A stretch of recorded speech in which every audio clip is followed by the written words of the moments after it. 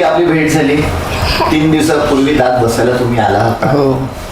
3 दिवसापूर्वी थोडंसं nervousness tension होतं की कसे दात बसतील. भीतीच होती मला. आज गुरुपौर्णिमा आहे, 10 जुलै 2025. दात बसले. गुरुपौर्णिमेच्या दिवशी दात बसले, योग आला, आम्हालाही बरं वाटलं. तुमचा अनुभव काय आहे?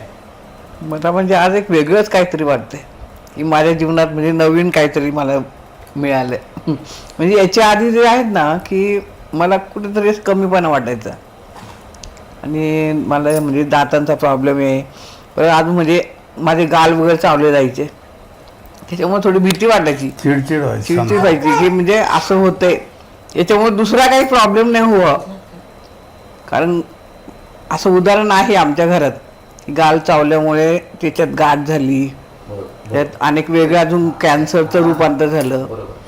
तर मग मला ते एक टेन्शनच होतं की मग असं म्हणजे नेहमी मला असं गाल चावण्याचा प्रॉब्लेम होतोय, तर असं काही होतं की काय का मला.